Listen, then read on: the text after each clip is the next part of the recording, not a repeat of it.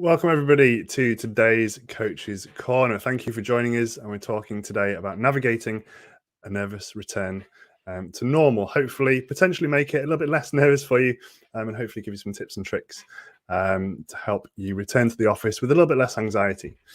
So I am Vitality Coach Johnny. I am head of exercise and physical activity here at Vitality, but I also have the head of mental wellbeing with me today, who's going to be hopefully giving some advice. How are you doing today, Henry? I'm good. How are you, Johnny? I'm good. That was terrible intro. Terrible. But shall I quickly run through what we're going to cover today before we can get into each topic? So we're going to cover 5 different points today. So the first of which is going to be anxiety and nerves, returning to the office. We've gone 21st century, see them along the bottom there. We're then going to cover loss of control. We're then going to go through sort of moving out of our comfort zone, if you like, then on to building new habits once we sort of start returning to the office a little bit, and then also trusting in yourself as well.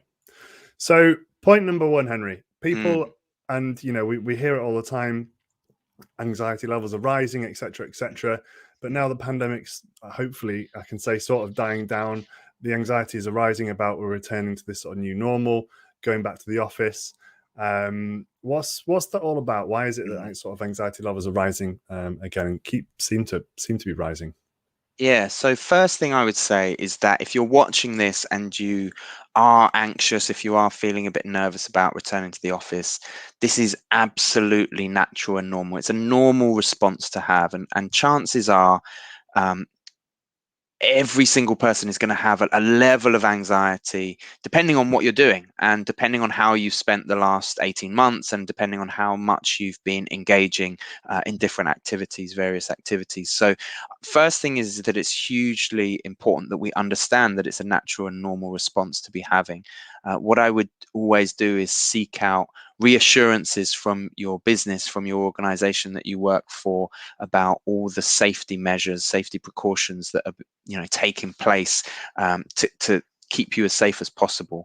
But it's absolutely, as I say, absolutely normal, because we are getting a lot of messages about the next wave, about different areas of society where it's carrying and people are still suffering.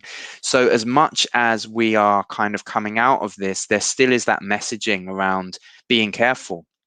And so it's important that you do what makes sense to you and you keep yourself safe. But yeah, really, it's going to be a case-by-case basis how you navigate that. And hopefully we can help you a little bit with that today as well. Definitely. Think of it, is it a sort of worthwhile thing? Obviously, we kind of want to stay up with the news and what's going on, but is it worthwhile? If it is stressing you out, seeing cases rise, etc., should we kind of be taking in less news, or is that I would say always reducing the amount of social media use, reducing the amount of even mainstream media use, because fundamentally what those outlets are doing are they want you to watch, they want you to click, and so what they do is, generally speaking, they look at really emotive topics that kind of get you interested and get you sort of sucked in. And fundamentally, you want to look at your own experience and look at your own journey and your own sort of routine that we're going to help you out with, and see what risks are there, what's the actual risk to you, and look at the evidence around you more than anything else. And I think as well, it's about sort of looking at how you've been over the past year. I think we were all pretty anxious at the start of the pandemic, and it's the same in my experience anyway. I'm no expert. You're more of an expert than I am, but with any change, there's always going to be anxiety and nerves. I'm currently about to move house. There's always anxiety and nerves around that. But I think, and again, like you said, look at your own experience, and when you've ever done anything that's new or that you've gone through, there's always been some anxiety and nerves, but then they've subsided a little bit. Absolutely, and that's the thing about change, is that you're kind of jumping into the unknown, and when you do that, the thinking mind, or the monkey mind, the ego, if you like, the self, really doesn't like the unknown. The ego, the self, really loves the familiar and the known. So what we've had is a familiar situation. We're going to come on to the comfort zone in a little while, but we're going to have had a familiar situation for the last year that we've got really comfortable. We've got into our routines, and now there's going to be a change. So we will have a little bit of anxiety, a little bit of hesitancy, a bit of resistance, if you like, to that. But if we just stick with it and sort of stay sensible and keep making decisions on a moment-to-moment basis, on a day-to-day basis, then we can get through that. Definitely. I mean, you kind of hinted at it there, but the next point we've got is sort of loss of control, and this is a really big one, and that I know has been studied and can affect our happiness levels as well. It's if you don't have too much control. And I guess at the start of the pandemic, we were told you've got to stay at home. Therefore, we had no control, so that kind of made us anxious, and we worried about that. Now we're kind of moving from a place where we kind of have a little bit of control because we can control what we do during our day. We're mostly at home. We can kind of do what we, sort of do what we like. So now going back into the office, we're being told, some places are being told, you have to come back, you have to do this and that. And we're now possibly losing out on a little bit of control. Is there any sort of things that you can advise people with in terms of that?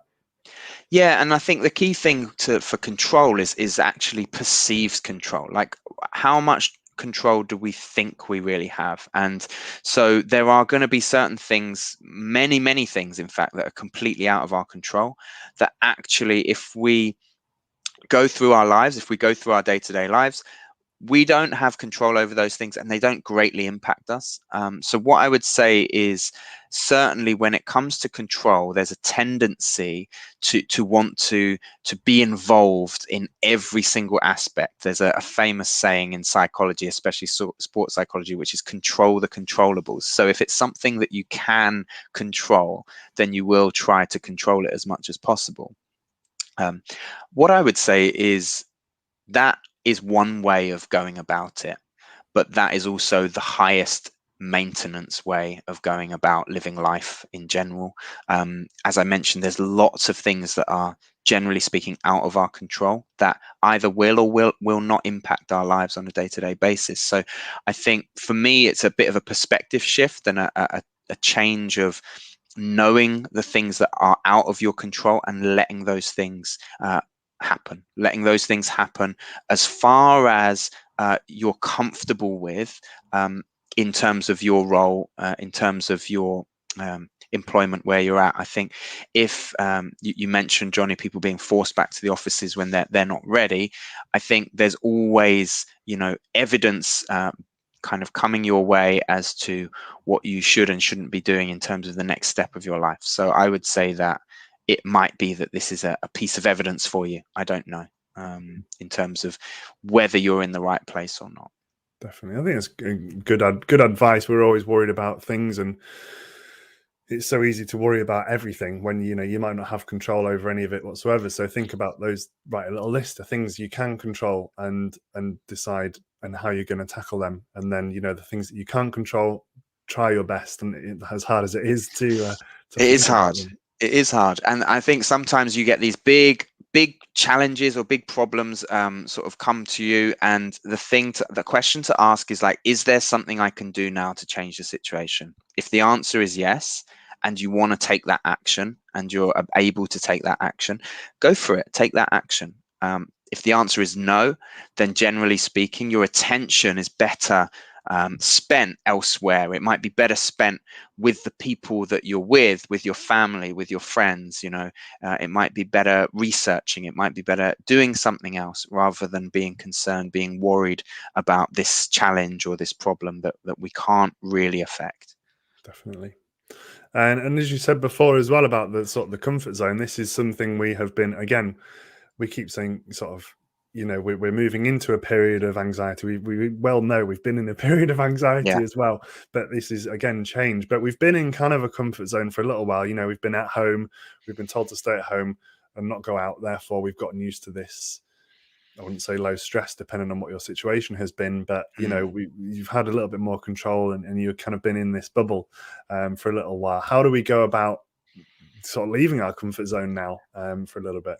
It's a really good question. And if you think about the messaging that we've had over the last 18 months, it's stay at home because going out isn't safe. And Mm. now we're being told go out.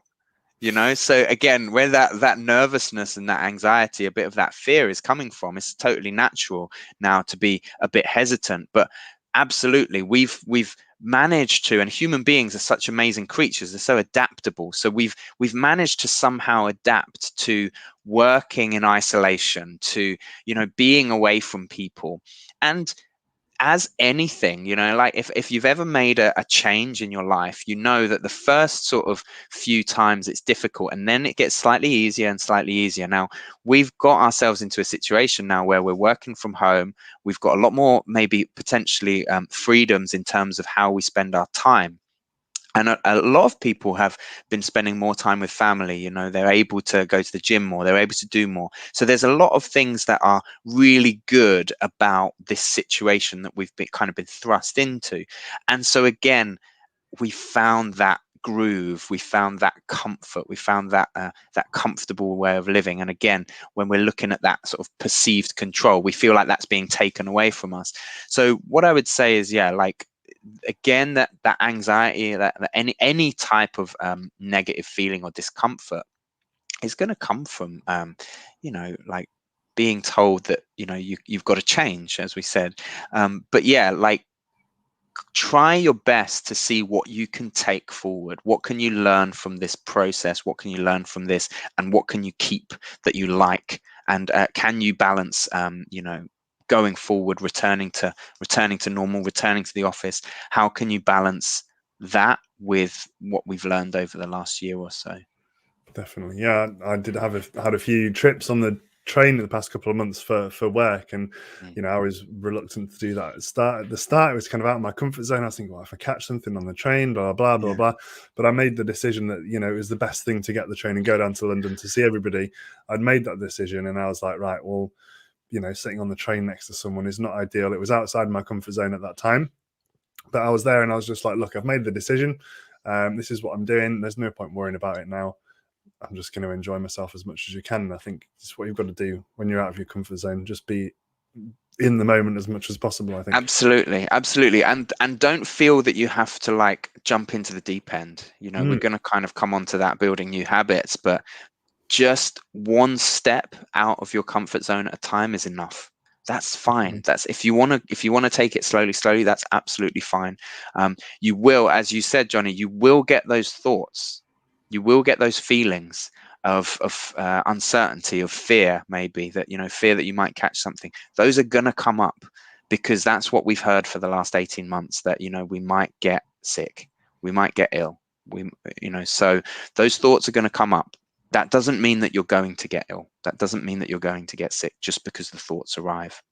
No, most definitely. And you hinted at it there, building new habits. So, we all probably built new habits when we went into lockdown. We're Yeah. all probably now going to have to build, I say build new habits, maybe we revert back to our old ones, Yeah. but sort of build new or go back to old habits that we did have. How, we've been at home, we've possibly had a lot more time with family, been able to sort of use our routines in a way that fits with us a little bit more better, and more time to exercise, whatever it might have been. How can people best sort of build new habits, but sort of keep the old ones which they might have built, which have been helpful during lockdown? Yeah, I mean, it's so funny because we were having pretty much this exact same conversation, like, in April last year, right? Yeah. Like end of March. People, how do we get, how do I get motivated to do this X, Y, and Z, use the most out of our time? So really we are in this sort of cycle of saying, I feel like a bit like a broken record, but fundamentally it really does come down to, okay, let's manage our time. Let's plan when we're in the office. Let's plan when we're doing X, Y, Z. Let's plan, any other routines that you need before that, around that, and hold on, as I said, to the things that are really important that you've learned over the last year that you can actually do, whether it's like exercising more, whether it's spending more time with family, really prioritizing those things. But also what I think is really important is that we're not trying to do everything. We're not trying to, go back to the office and we're going to lose weight and we're going to do this and we're going to eat healthily and we're going to be exercising more. Like, the fact that we last year we gained a lot of time because we were commuting less. Now we're going to lose some time because we're going to be commuting more. So we need to adapt, and we need to be realistic with that and say, right, okay, well, actually, if I am going to be going into the office more, I'm going to be losing a bit of time there because of the commute, because we've gained the time that we didn't have before. So yeah, it is going to take a little bit more planning and a little bit more thought just to try and get the most out of that. Yeah. Definitely. Yeah, I think it's something that's really important. Maybe at the start of the week, you think, right, I'm going to be in the office on, I don't know, Tuesday and Wednesday. Therefore, I'll, use those as rest days, or not do as much on those days, or I'll make sure I cook food on a Monday night so that I can then not have to worry about it when I'm commuting home on a Tuesday. So I think there's lots of things. I think just planning and thinking about what you're going to be doing. But the other thing is that you've already done this. You've already done it. You've already done it. You already did it 2 years ago. Before this, like, you had these routines. Like, yes, I know that it's different to go back to what we were doing before, but you've already done it. And actually, this is the most normal thing. We've been through the weird craziness of the last 18 months, and you've done really well. You've done absolutely fine. And so kind of comes nicely to the next point, doesn't it, that you're going to be coming back into a situation which is more normal than anything you've ever experienced. We've had 18 months of change, of difficulty, of uncertainty, more, let's say. But for me, certainly, that's 18 months out of 35 years. So actually, the other 35 years is, it hasn't disappeared overnight. We still have those instincts, and we still have those learnings that we've had. And so that's really important to trust yourself and trust that you will be okay. You will be okay in managing that transition back into the office, in managing that transition back to normal, or a new normal, or whatever it's going to be called. I'm not sure what the official terminology is going to be. I think we all like a fresh start, don't we? Come January, we're all in the gym trying to smash all our new year, new me goals. So maybe set this as a bit of a time to maybe have a think about before lockdown happened. What were you think you're doing well? What would you maybe want to change? And try and keep anything that you have enjoyed during lockdown, possibly, and use that moving forward. And trust yourself that that's you're going to be able to maintain that. I think setting the precedence now is important, as opposed to just kind of going at it and letting it take you, and then you might be in a place that you were in before, which you might not have liked. Absolutely. I would encourage anyone who is anxious, anyone who is hesitant about going into the office and seeing people, to do it as soon as you possibly can.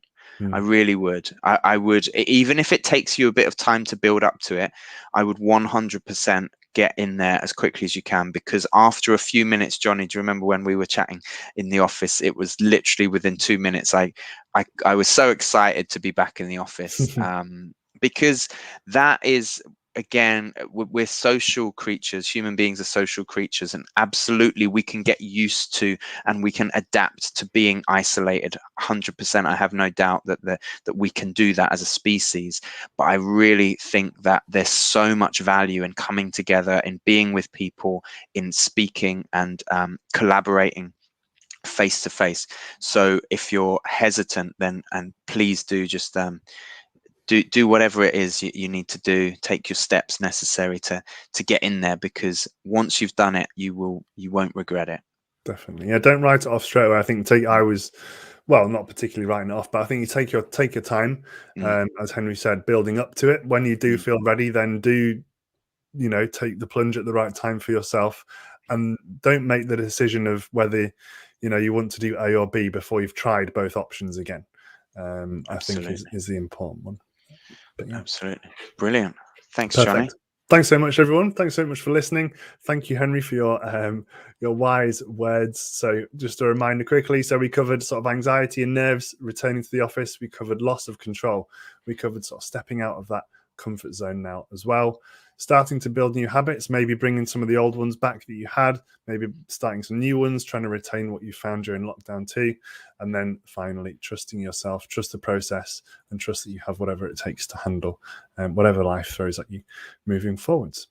So hopefully it's given you some food for thought, something to think about to help you navigate a nervous return to normal. And please do attend all of our calendar events as well.